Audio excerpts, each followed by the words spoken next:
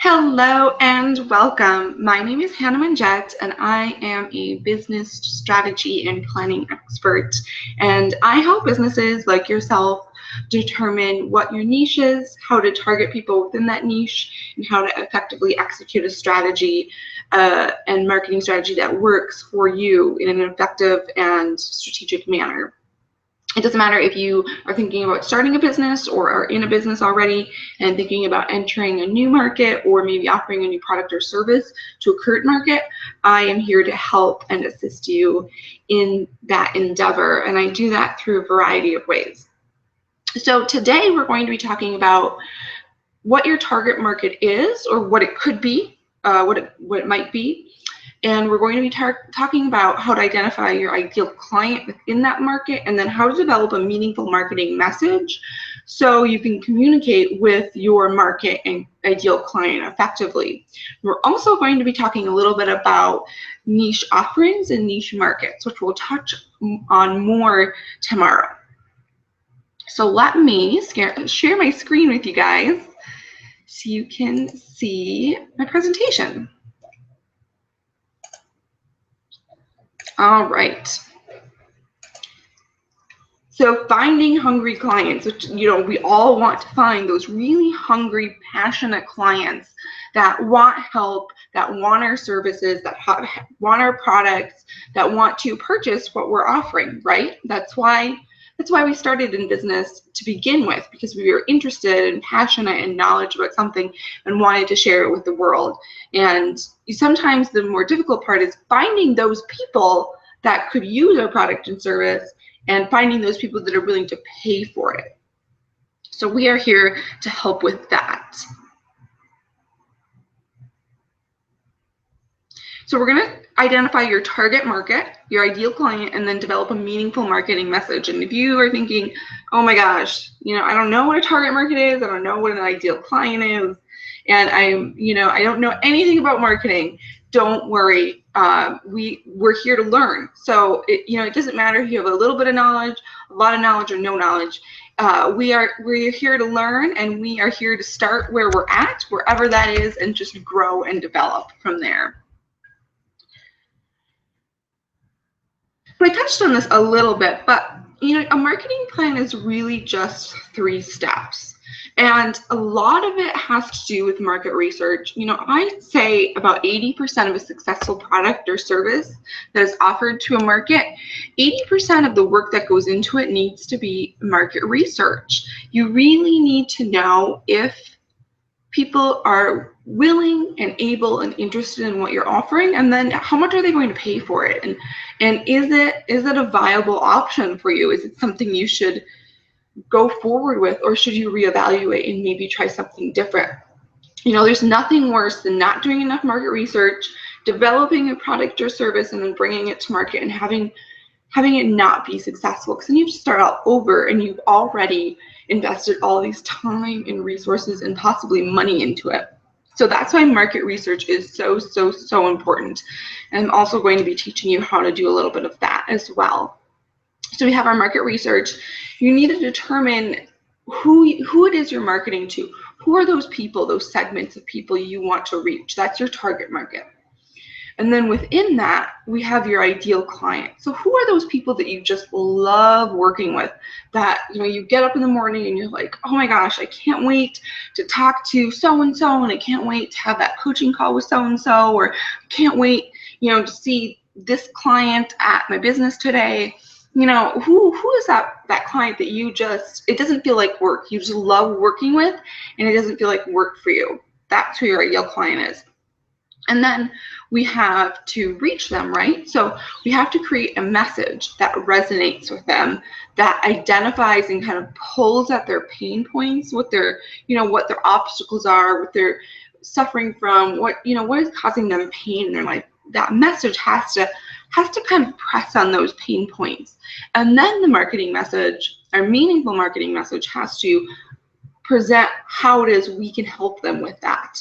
How can we help them with those pain points? How can we make them better or help them resolve it themselves? All right, so our target market. I love Anthony Robbins, and this is one of my favorite quotes from him. There's a powerful driving force inside every human being that, once unleashed, can make any vision, dream, or desire a reality. And that really is, I think all entrepreneurs, everyone, but especially all entrepreneurs, sort of have this powerful driving force, this powerful passion behind our business. It goes back to kind of your why. Why did you start business? Why did you start this kind of business? Or why are you interested in starting this type of business? So I think that's just a really great reminder for why we started out and, where it is we came from. So our target market.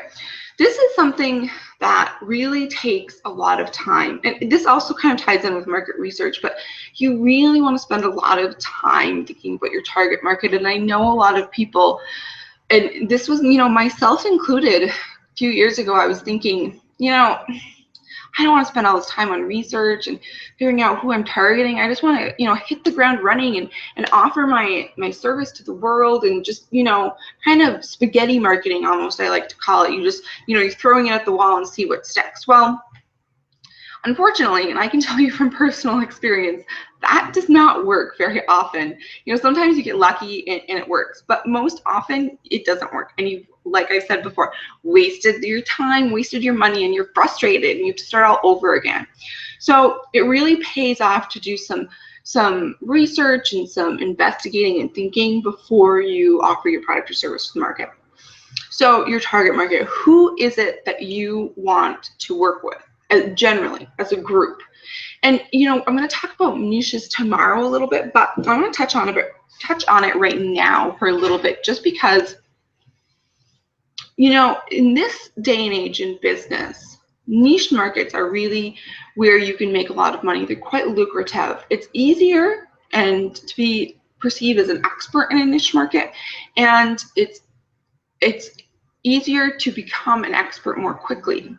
Okay, so like when I first started out, when I transitioned from sort of corporate America to doing my own business, I was like, I'm going to do business planning and business strategy, and I'm going to do, write business plans and help people with their own strategy and development in sort of a group setting and one-on-one coaching. I'm just going to offer my services to everyone.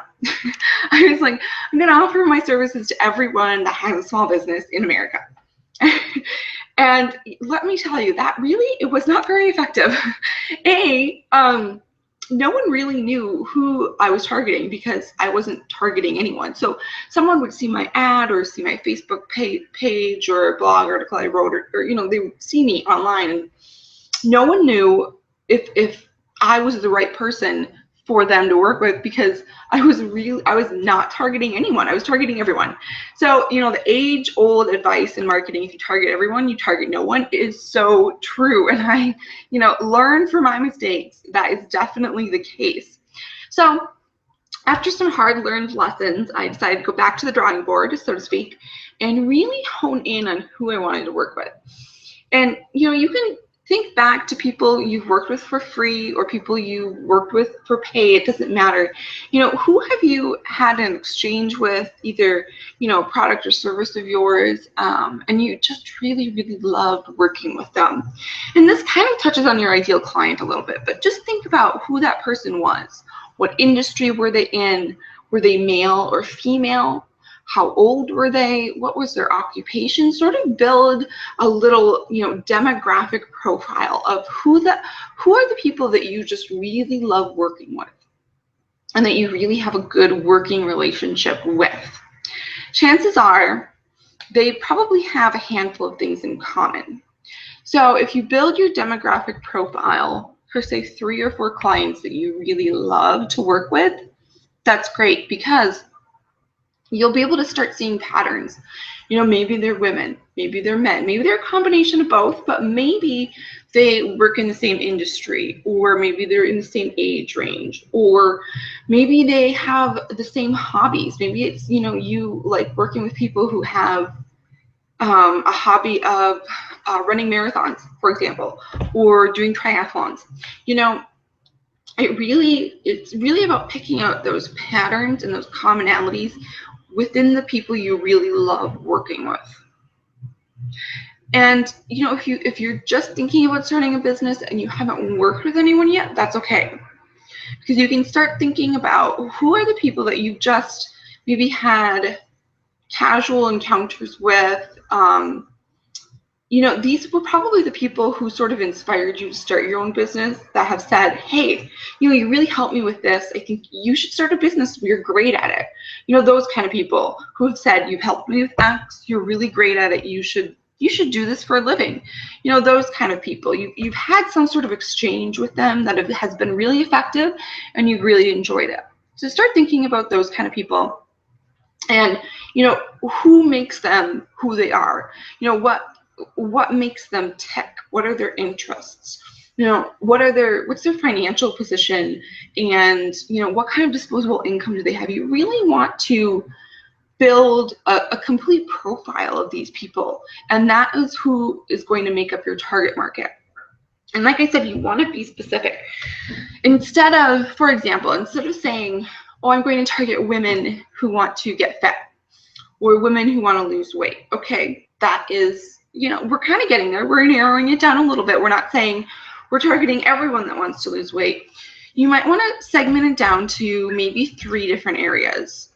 You might want to target women who want to lose weight for a wedding, women who want to lose weight after a baby, and then maybe women who want to gain muscle mass for an upcoming event.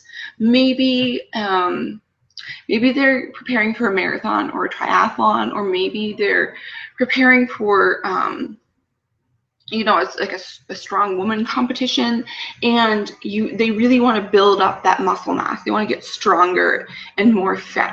That could be a 3rd segment of the market that you want to target. And so these are all women that want to lose weight or get fit or be healthier, and they want help doing it, but your message to them is going to be very different. So the message, how you're going to talk to that woman who just had a baby who wants to lose weight, is going to be very different from, the bride to be that wants to lose weight. Those conversations are very different with those 2 segments of the market, as are that woman who's already really fit but just wants to enhance her performance in some sort of upcoming event.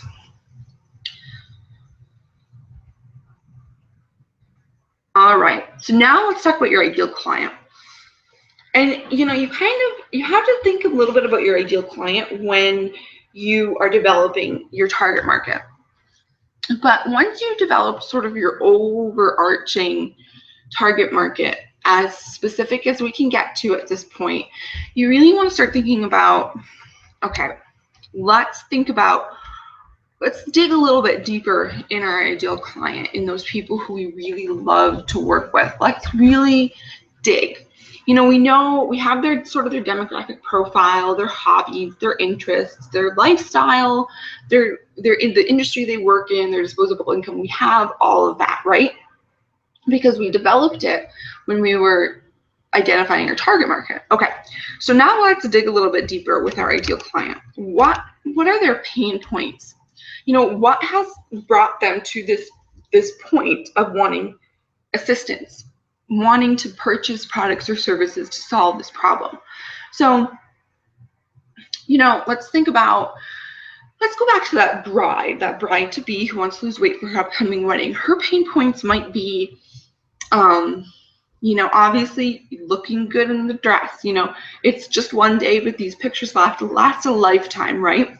So, you might want to focus on, are you wanting to lose weight for your wedding so you can fit into your dream dress and look picture perfect for that day? Are you wanting to work on your upper body so you can have jiggle-proof arms for your wedding day? Things like that. So what is giving them sort of anxiety? What is causing them to sort of be like, oh my gosh, I need help with this. I need to find a professional to give me assistance. What is sort of what's going on in their head? What kind of dialogue are they having within their head that is causing them to want to seek out assistance?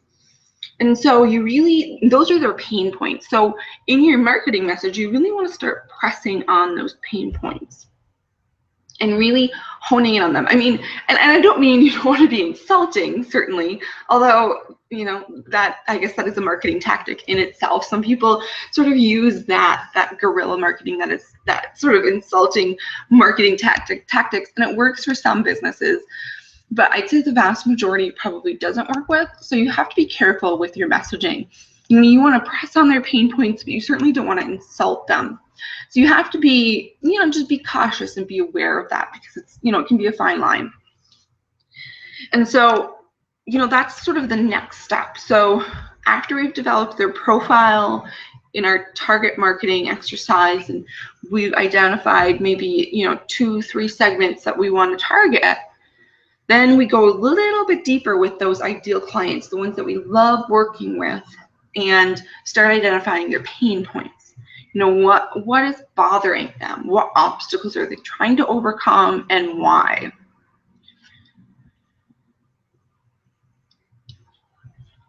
All right, so let's talk about a SWOT analysis just briefly. Strengths, weaknesses, opportunities, and threats is what it stands for.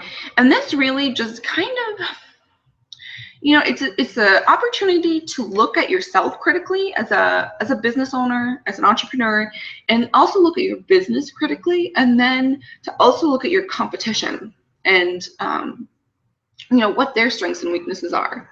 So this is a great time to sit down and think about, what are you really, really great at? You know, what are you just, you know, really wonderful at that people continuously say, oh my gosh, you know, Hannah, you just do this so well. I would love for you to help me with this. Those kind of things. So what are your strengths? And then what are things that you don't do all that well? What are your weaknesses? Just to, you know, just to be aware.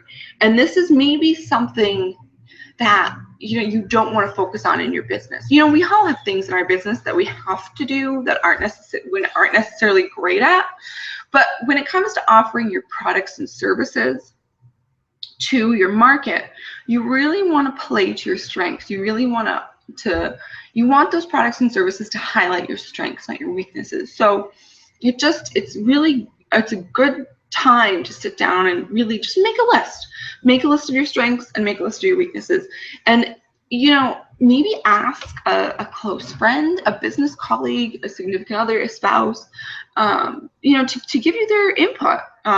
You know, constructive criticism, sort of, and that might lend some insight as well.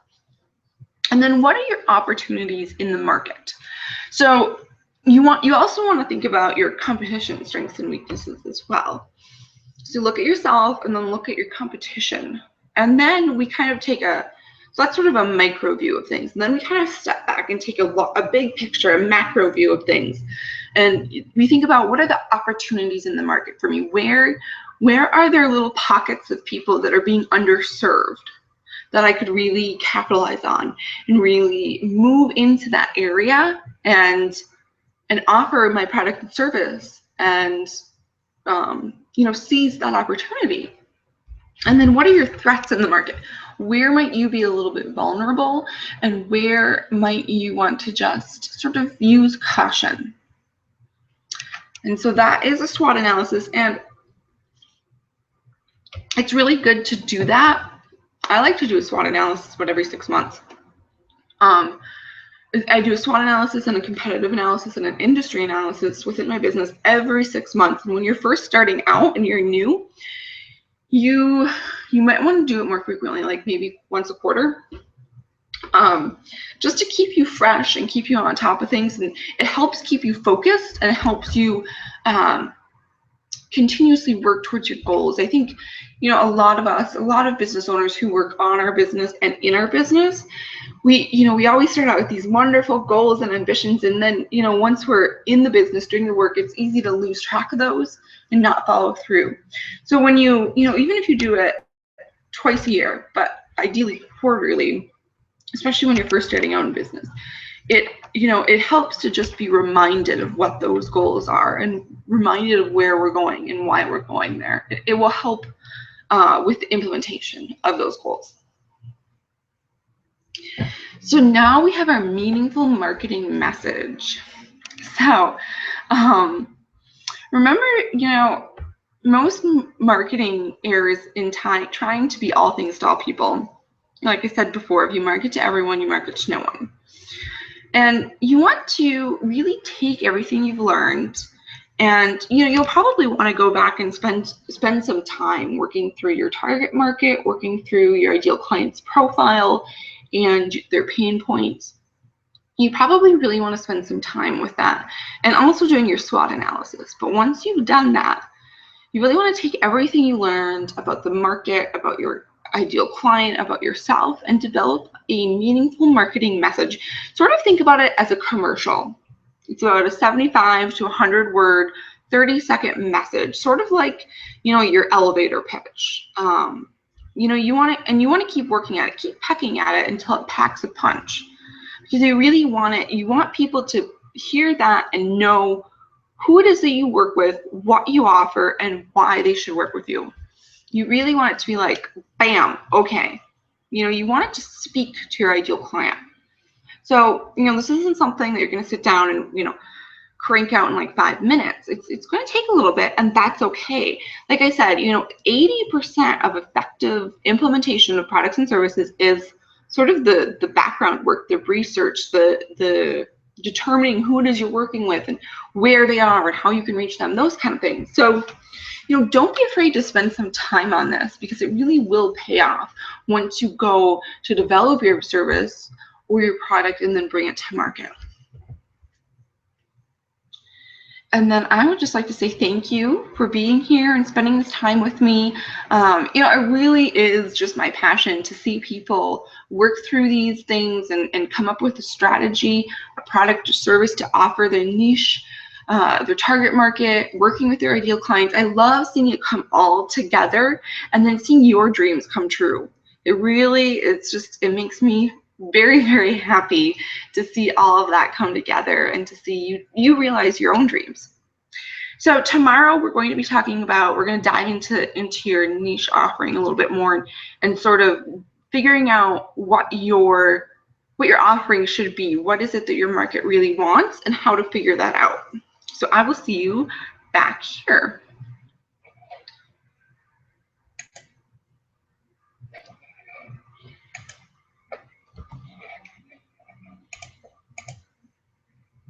Thanks, guys. See you soon.